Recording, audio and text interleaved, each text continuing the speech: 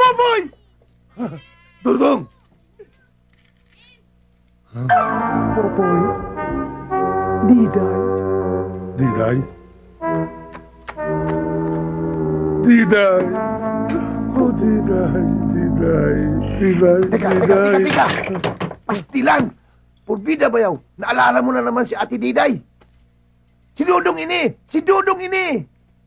Alam mo, Dodong, kapag nakikita kita, naalala ko ang aking mahal na si Diday. Siya nga pala, ang akong senyorita, si Kisis. Kisses po. Popoy. Capital P-O-Y. Popoy. Ah? Tuloy kayo! Tuloy kayo! Ito. Mabuti naman at nalawas kayo. Naay problema si Kisis. Totoo ho yun. At ayon kay Dodong, kayo daw makakatulong sa amin dito sa Maynila. Handa akong tumulong. Alang-alang sa'yo. Lalo na kay Bayaw. Ano ba ang problema? Gusto kasi akong ipakasal ng uncle ko. Sa lalaking hindi ko naman gusto. Kaya tumakas kami ni Dodong. Tama ang ginawa nyo. Kaya kung pwede sana dito muna kami titira. Yan ang hindi tamang gagawin ninyo. I'm very sorry. Hindi ko kayo matutulungan. Dong, paano na yan?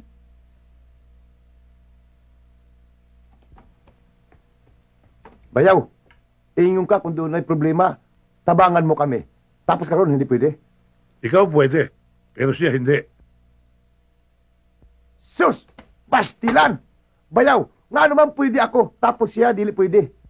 Ikaw lalaki, siya babae. Ang amo ko, allergic sa babae. Kaya natidya ko na hindi siya papayag. Kaya I'm sorry again, hindi ko kayo matutulungan.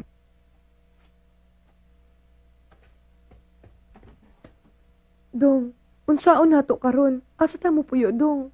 Hinday, hayaan mo muna ako. Magthinking muna ako. Ayun! Bayaw! Ang ibig mo sabihin, kung si Kisis naging lalaki, wa tay problema. Walang problema. Good! Hinday! Huh? Payag ka ba? Ipagpapatuloy natin pagpapanggap mo lalaki? Okay lang sa ako. Good! Oh, Hinday, tanawin mo sa salamin. Di ay? Sige na! Bayaw! Tanawa kung okay na sa imuha. Katol. Tingnan ko nga. Pwede na. Ha? Kaya lang, kailangan baguhin natin ang pangalan niya. Oo nga, Dong. Kisis.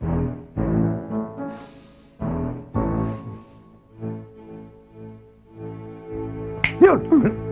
Kiko! Day, sugot lang ba imungaan, Kiko? Okay lang sa ako, bisig unsa.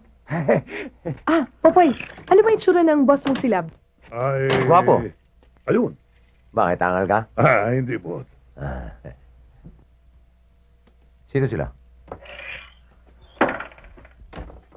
Boss, si Dodong, ang bayaw ko. Dodong, ang amo ko, si Muslab. Dodong!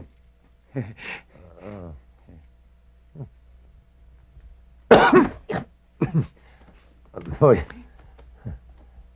Talaga nga palang kamukha nung nasira mo asawa. Oo. Kaya nga. Si Kiko pala. Pamangkin ni Dodong. Kinagagala ko kayo makilala. Buti pa ito si Kiko, pogi Pamangkin ba talaga nito yun? Ha? Pamangkin ho. Pamangkin. Layo na itsura sige, upo kayo, Po. Sige po. Sige, upo kayo. Aray! Ano ba? Sorry, boss. Laki-laki ng upuan dyan Ah, Ba't ang daming buhok dito? Sinong ginipitan? Ako na. Ginupitan ko sa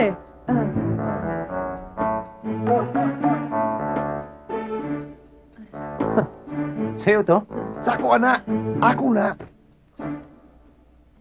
boss. Kararating lamang nila. Galing sa Cebu. Bayaw. Kiko, ito ang amo ko. Bukod sa gwapo na, ubod pa ng bait. Hindi naman. Maawain. At higit sa lahat, matulungin. Lalo na sa mga taong nangangailangan ng kanyang tulong. Katulad ninyo. Popoy, parang sa tono ng pananalita mo, parang alam ko na may kailangan sila sa akin. Ganun na nga, boss. Galing ko, no? Boss, nagkaroon kasi sila ng problema sa Cebu. Kaya kung maaari, pansamantala, dito lang muna sila manunuluyan.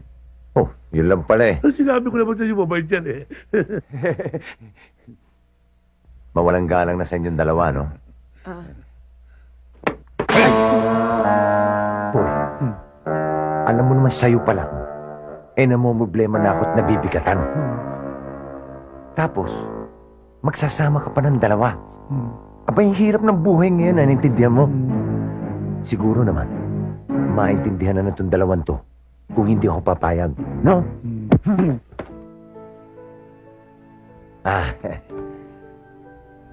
Naintindihan ka namin, Love. Magpapaalam na kami. Sandali lang. Huwag muna kayo umalis. Maupo kayo. Maupo kayo.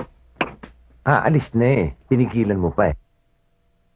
Boss, muli ako nakikiusap.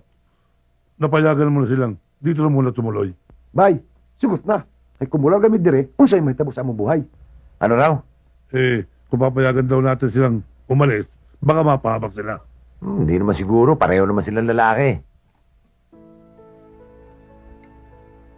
Hoy, ayaw yata talaga eh. Aalis na kami. Halika na, tara. Sandali. Pinigilan mo na naman. Buslam, mulit-muli nakikiusap ako na kung hindi mo rin siya papayagan tumira dito, ang mabuti pa sumama na lang ako sa kanila. Alis na rin ako. Okay, bye-bye. Buslam! Huwag mo ako palsin dito, Buslam. Hoy! Huwag mo palagang mawala ako sa buhay mo. Ba! Totong! Tulungan mo ako makiusap Ano ka ba? dito. Umalis ka dyan! Ano ba? Buslam! Pumayag ka na, Buslam! Teka muna! Ano ba? Love, payag ka na naman oh. Sige na nga. Yeah!